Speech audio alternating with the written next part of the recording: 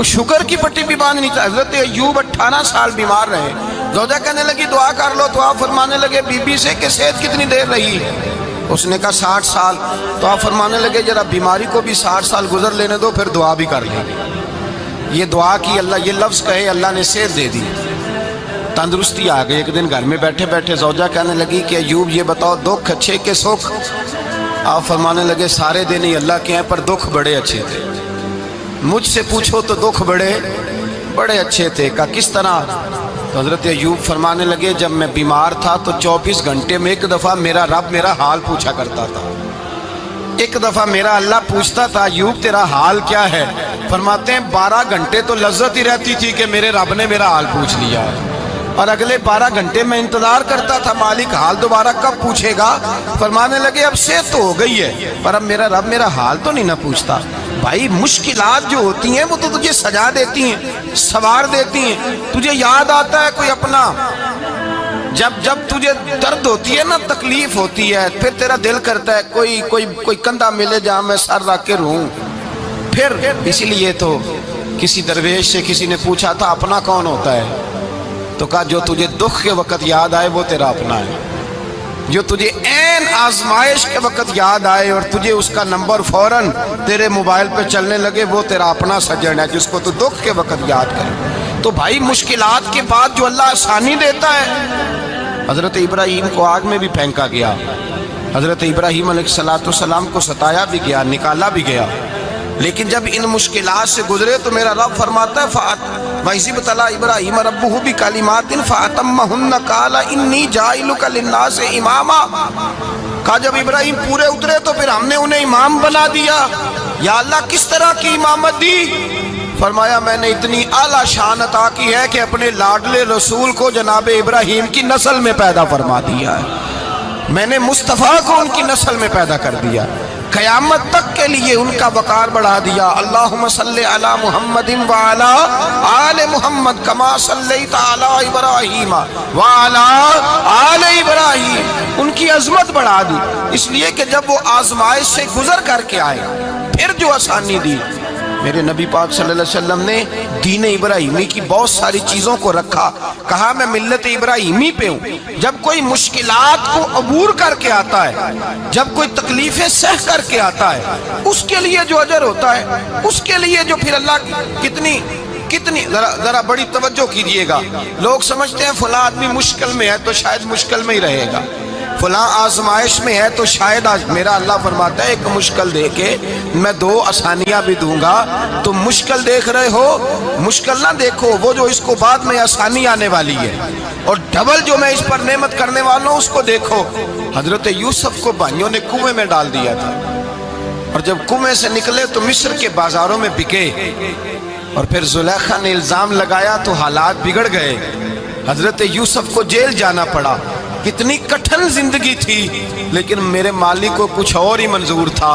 کنویں میں گرنے والے، بازار میں بکنے والے، جیل میں جانے والے، الزام لینے والے جناب یوسف کو رب کریم نے اسی مصر کا بادشاہ بنا دیا، اللہ پاک نے اسی مصر کا حکمران بنا دیا۔ یاری تیری سونا ہے پر ازمیشاں تیریاں اگ، اے سونا پرکھیا جاوندہ ہی پہلو نال اگاں دے لگ، اس کے لیے تھوڑا سا جتن کرنا پڑتا، تھوڑے کٹھن حالات سے گزرنا پڑتا، تھوڑی آزمائشوں کا روپ دیکھنا پڑتا۔ ہم چاہتے ہیں کہ ہمیں چھیڑے کوئی نہ کوئی تکلیف نہ آئے، کوئی آزمائش، یہ ہو نہیں سکتا میرے بھائی۔ نامی کوئی بغیر مشقت نہیں ہوا، 100 بار جب عقیق کٹا تب جا کر نگی ہوا۔ ہم چاہتے ہیں کہ ہمیں کچھ بھی دقت نہ آئے، مشکلات نہ آئے، اور مشکلات تو انسان کو سنوارتی ہیں بھائی، وہ تو نکھارتی ہیں۔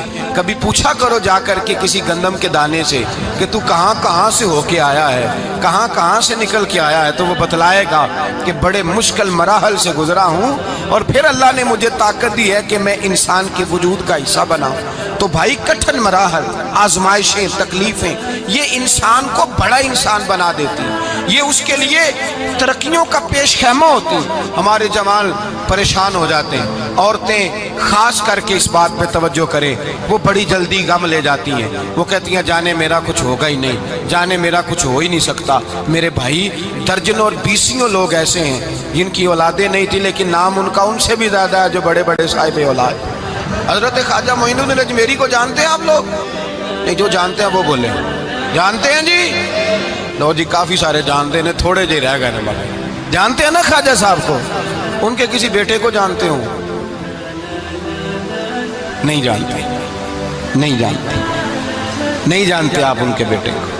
حضرت خواجہ معین الدین اجمیری رحمۃ اللہ تعالیٰ علیہ کے بیٹے کو نہیں جانتے، لیکن ویسے آپ ہندوستان میں کسی آدمی کو چھیڑ کے دیکھیں، وہ کہے گا میں خواجہ صاحب کا روحانی بیٹا ہوں، میں اولاد۔ حضرت غوث اعظم رضی اللہ تعالیٰ عنہ کی اولاد کو کم لوگ جانتے ہیں، لیکن آپ ویسے کسی کو پوچھ کے دیکھیں 11ویں والا پیر کون ہوتا ہے، ہر آدمی ہاتھ اٹھا کے بتائے گا خدا کے فضل سے ہم پر ہے سایہ غوث اعظم کا، ہمیں دونوں جہاں میں ہے سہارا غوث۔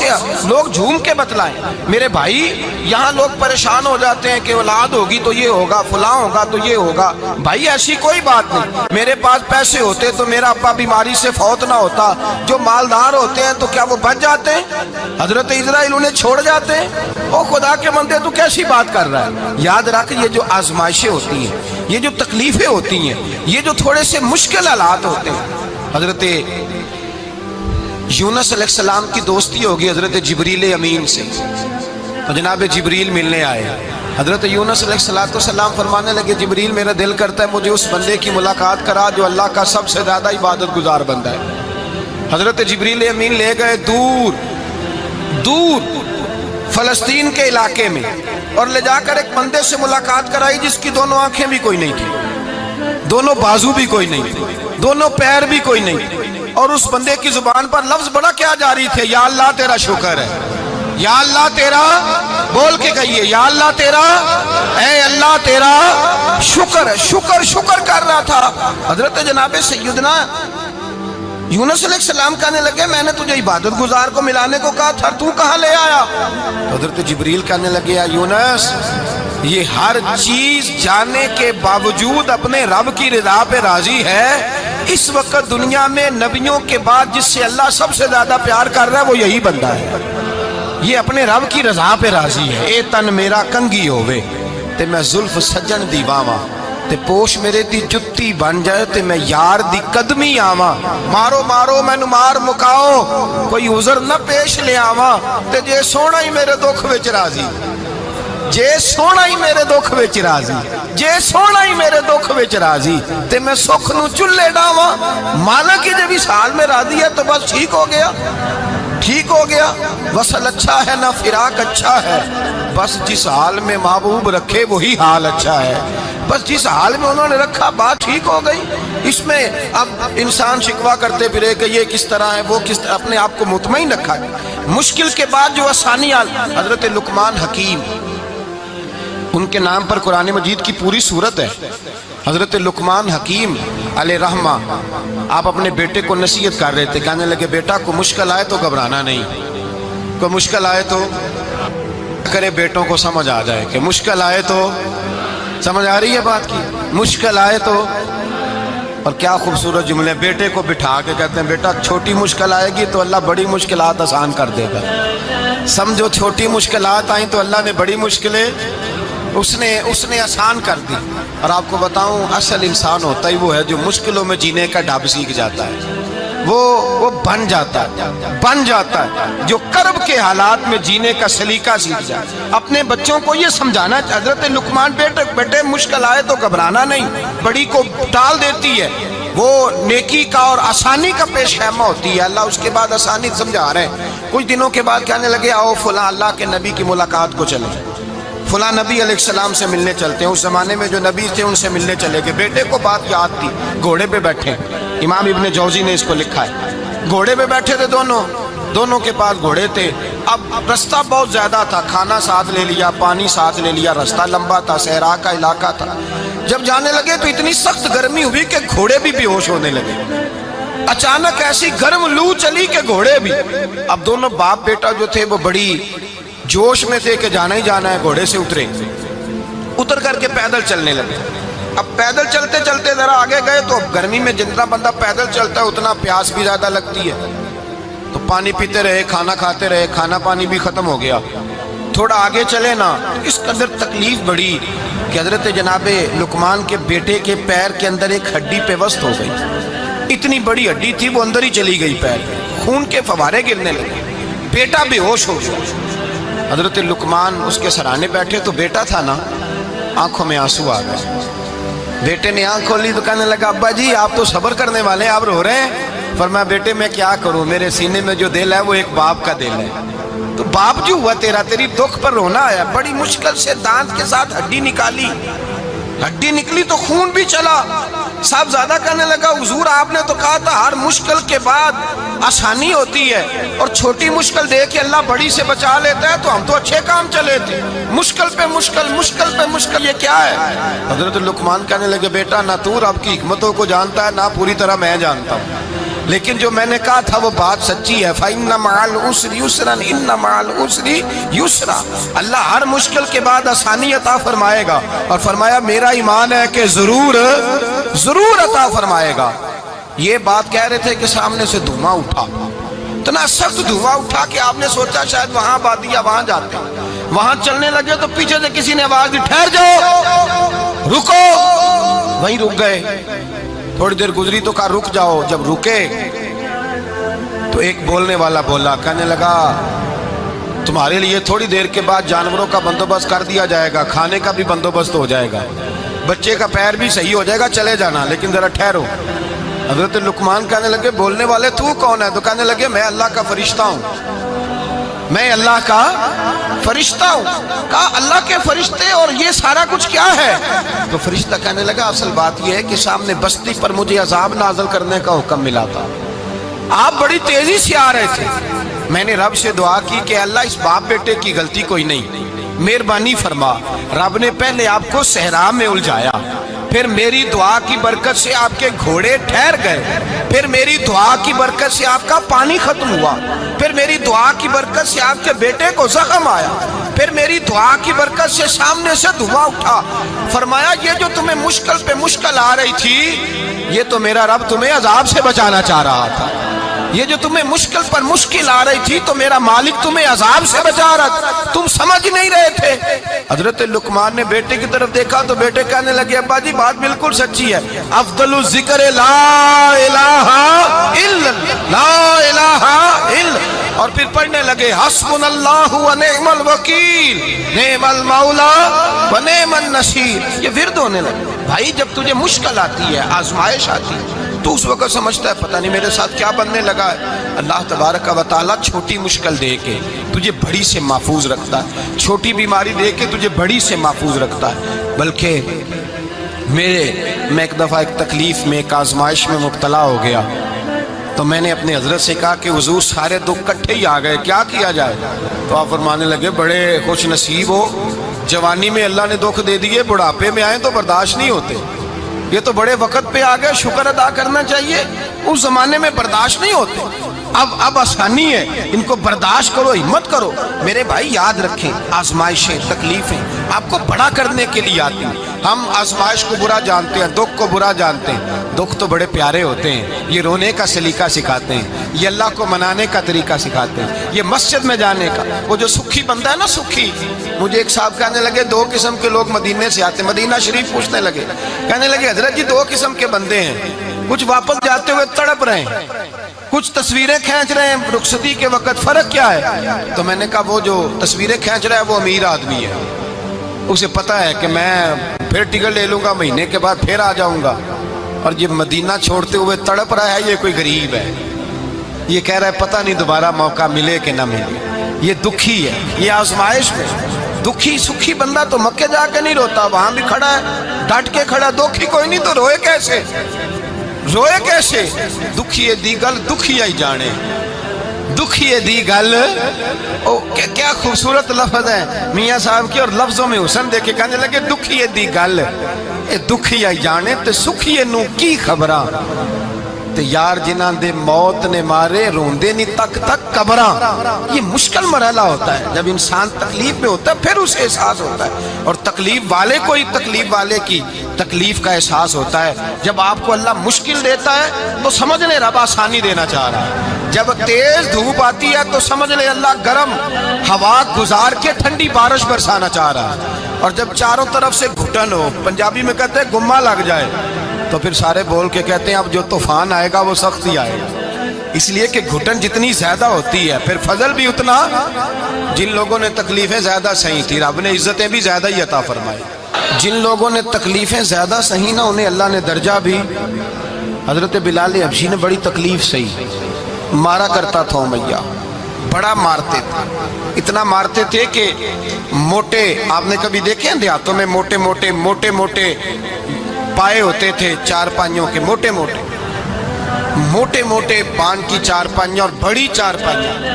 کافر بچھا کے بیٹھ جاتے اور حضرت بلال حبشی کے پیر ان کے نیچے رکھ دیتے، ہاتھ ان کے نیچے رکھ دیتے، آگ لوہا گرم کر کے اس کے اوپر ننگے بدن لٹا دیتے۔ مکے نے بڑی آزمائشیں دیکھی، پھر اسی مکے نے مدینے نے عجیب رنگ دیکھا کہ میرے نبی معراج سے واپس آئے اور حضور نے عظمت دی، فرمایا بلال یار تیرا بڑا مقام ہے، تو مدینے میں چل رہا تھا اور میں جنت میں تیرے قدموں کی آواز سن رہا تھا، کتنا تیرا مقام ہے، کتنا تیرا درجہ ہے، میں وہاں تیرے چلنے کی آواز سن رہا تھا۔ حضرت ابو بکر صدیق رضی اللہ تعالیٰ عنہ نے اس زمانے میں حضور کی نوکری کی جب دوسرا جانثار کوئی نہیں تھا، سارے لوگ تانے دیتے، کہتے ابو بکر تو اکیلا ہی سیاںا ہے، سارا مکہ مخالفت کرتا ہے، تو جان ہی نہیں چھوڑتا، سارا زمانہ مخالفت کرتا۔ ابو بکر صدیق نے مال بھی دیا، جان بھی دی، شہزادی حضرت عائشہ بھی دی حضور کی خدمت میں، ہر چیز لٹا دی۔ دنیا کو پتا اس دن چلا جس دن میرے رسول پاک صلی اللہ علیہ وسلم مسجد نبی میں بیٹھے تھے، درجنوں صحابہ تھے، حضور نے فرمایا ابو دردہ کو تو بلاؤ۔ جناب ابو دردہ حاضر ہوئے تو کہتے ہیں حضور کا چہرہ دیکھا تو ناراضگی ہے چہرے پہ، میں نے دیکھتے ہی کہا حضور آپ مجھ سے ناراض ہیں؟ حضور نے فرمایا ہاں میں ناراض ہوں۔ جب یہ لفظ کہے تو میں کانپنے لگا، حضور ناراض ہو گئے؟ میں نے کہا یا رسول اللہ میری غلطی۔ تو نبی پاک نے فرمایا تو میرے ابو بکر کی عظمت نہیں جانتا؟ حضور جانتا ہوں۔ حضور کیا ہوا؟ نبی پاک نے فرمایا کل تو گلی میں گزر رہا تھا، ابو بکر بھی گزر رہا تھا، تو نے سوچا ہی نہیں تو میرے ابو بکر کے آگے آگے چل رہا تھا؟ یہ خیال ہی نہیں آیا تجھے پتا نہیں کہ جس نے میرے ساتھ نیکی کی میں نے بدلہ چکا دیا ہے، ابو بکر کا بازو تھام کے اللہ کی بارگاہ میں لے جاؤں گا، میرا رب بھی اسے بدلے عطا فرمائے گا۔ یہ عظمت، یہ شان، یہ بلندی اور رفعت مشکلات سے گزرنے کے بعد ملی۔ میرے نبی پاک صلی اللہ تعالیٰ علیہ وسلم کے ساتھ مولا کائنات شیر خدا حضرت علی نے 9 سال کی عمر سے وفات شروع کی اور تا دم آخری حضرت علی نے وفا کی مصطفیٰ سے، کٹھن مراحل سے گزرے، کٹھن مراحل سے۔ حضرت علی کہتے ہیں میں ہر جنگ میں ہر جہاد میں ساتھ تھا، پر جس دن مکے اور مدینے سے آنے والوں کو حضور بھائی بھائی بنا رہے تھے، مہاجر اور انصار کو بھائی بھائی بنا رہے تھے، فرماتے ہیں میں تنہا کھڑا تھا، کوئی کسی کا بھائی بن گیا، کوئی کسی کا بھائی بن گیا، میں اکیلا کھڑا تھا اور میں سوچ رہا تھا کہ یار میں کدھر جاؤں۔ کہتے ہیں میں اس حد تک آیا کہ میرے آنسو بہنے لگے، لیکن میری مشکلات کو آسانی تب ملی جب مدینے کے چاند دھیرے سے اٹھے، میرے قریب آئے، میرا بازو تھاما اور فرمایا علی باقی سارے بھائی بھائی بن گئے ہیں، انت اخی فی الدنیا والآخرہ، تو میرا بھائی ہے، دنیا میں بھی میرا بھائی ہے، قیامت کے دن بھی میرا بھائی ہے۔ حضور نے اعزاز دیا اور غدیر خم کے موقع پر حضرت علی کا بازو تھام کے کھڑا کر کے حضور نے فرمایا من کنت مولا ہوں فہذا علی مولا، فرمایا جس کا میں مولا ہوں اس کے علی بھی مولا ہے۔ محبوب پاک سید عالم صلی اللہ علیہ وسلم نے جن لوگوں نے مشکلات برداشت کی پھر ان کو اعزاز ملا، ان کو درجے ملے، ان کے لیے جو آسانی۔ حضرت عثمان غنی نے صحابہ میں سب سے زیادہ مظلومیت کاٹی، سب سے زیادہ مظلومیت، 40 دن پانی بند رہا، کھانا بند رہا، تکلیف اور آزمائش کا وقت ہوا۔ امام جلال الدین سیوطی رحمت اللہ تعالیٰ علیہ الحاوی للفتاویٰ میں لکھتے ہیں، کہتے ہیں جب حضرت عثمان غنی پر کھانا اور پانی بند تھا، ایک شام حضرت عبداللہ بن سلام ملنے گئے، اس شام، اس صبح جس شام حضرت سیدنا عثمان غنی شہید ہوئے، جناب عبداللہ ابن سلام کہنے لگے عثمان تیرا کیا حال ہے، کس پوزیشن میں ہے؟ تو کہتے ہیں جناب عثمان غنی کہنے لگے عبداللہ آج میں بڑا سکھ میں ہوں۔ کہا 40 دن بیت گئے، کھانا نہیں آیا، پانی نہیں آیا، تو آج کیوں سکھی ہو؟ فرمانے لگے آج مدینے کی سامنے والی گلی میں میں نے مصطفیٰ کا دیدار کیا ہے، اور نبی پاک صلی اللہ علیہ وسلم نے فرمایا عثمان اگر تو کہے تو تیرے لیے پانی کا بندوبست کر دیا جائے، تیری مشکل آسان ہو جائے، اور اگر تو کہے تو تیرے لیے وہ آسانی کی جائے کہ آج تو میرے پاس آ کے روزہ افطار کر لے۔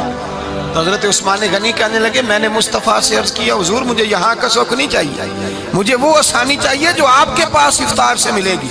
فرمانے لگے آج میں رخصت ہو جاؤں گا، افطار رسول اللہ کے پاس کروں گا۔ حضرت عبداللہ ابن سلام فرماتے ہیں پھر اس شام حضرت عثمان شہید ہو گئے۔ لوگ کہنے لگے عثمان شہید ہو گئے، اور میں کہنے لگا نہیں، انہوں نے جا کے نبی پاک کے دسترخوان پہ روزہ افطار کر لیا ہے، روزہ افطار۔ بھائی پھر بعد میں جو آسانی ملی ان لوگوں، جو ان لوگوں کو درجات نصیب ہوئے، کٹھن حضرت عبداللہ مزنی حضور کے غلام تھے، قبیلہ مزن کے رہنے والے، والد فوت ہو گئے، چچا نے پالا تھا۔ جس دم یار پیارے بچھڑن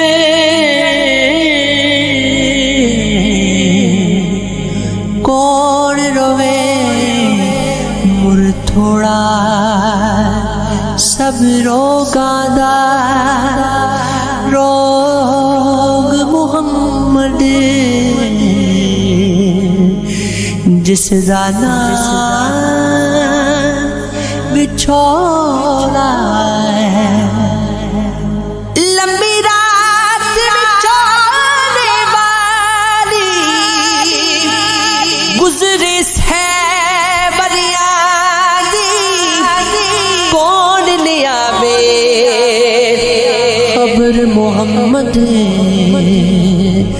سجڑا دور گیا دی سگد ساتھی